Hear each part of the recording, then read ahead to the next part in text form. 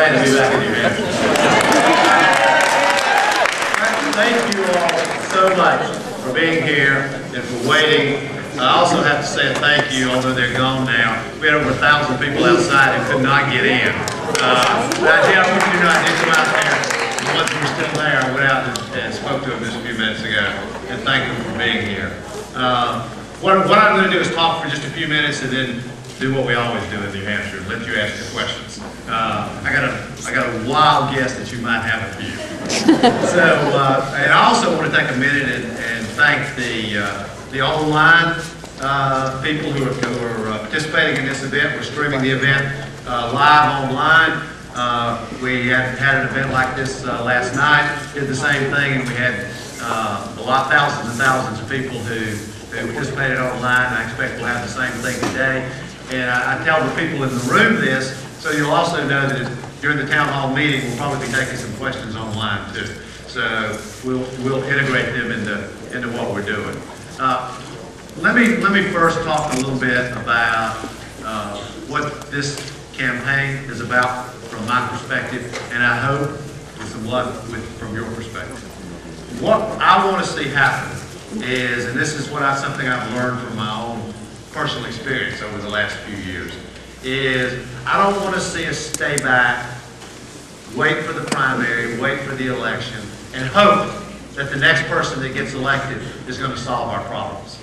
Because I don't think it's realistic and I don't think it's going to happen. I think instead, what we should do, all of us, not just me, is we should take responsibility. We should take action, not later, now. We should take ownership of our own country.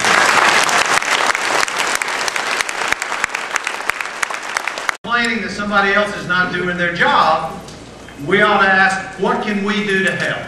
What can we do for this country? You know, I'm talking about all of us, all of you and me, taking individual responsibility for America. Not just for yourselves, but for America. Because I think that's what's going to happen to bring the change that this country so badly needs. And I don't have to guess about this. I suspect that all of you know it before you heard me say it just now. You know if you lay back and just wait for the next elected leader that it'll be very difficult for things to change. Do we need government? Of course we do. We need an effective government. But that government has got to be working hand in hand with you. And we need your help. Your country needs your help. I have seen in the last few years, since the election, what can be done by Americans when they seize control of things. We've done things like raise the minimum, got tired of Washington not raising the minimum wage. So we went to 6 states, got it on the ballot, and in all 6 states we raised the minimum wage.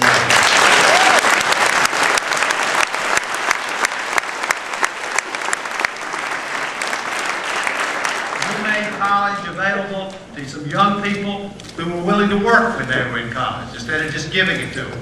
We organized thousands of workers across America into unions so they could have a decent job.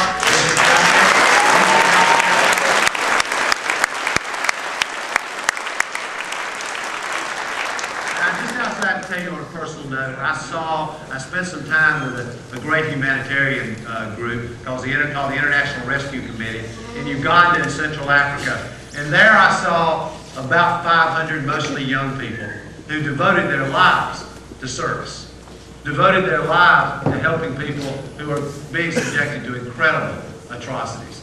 So I have seen firsthand, personal experience, what we can do together when we're willing to take responsibility and take action. And I have to say, life is a great learning experience. It really is. And a lot of you heard me in the last campaign talk about the 2 Americas. I still believe it's true. And you heard me talk about hope and inspiration, which I think are still important. But identifying a problem and talking about hope is talking about tomorrow. We can't wait for tomorrow. We have to take action now. If we want to create the kind of country and the kind of world that we believe in, we, all of us, have to take action now. That's what this comes from. Tomorrow begins today. That's what it means. It means we need you now. We need to take action now. And there's so much that needs to be done. My own view is the biggest responsibility of the next President of the United States is to restore America's leadership in the world. It's so bad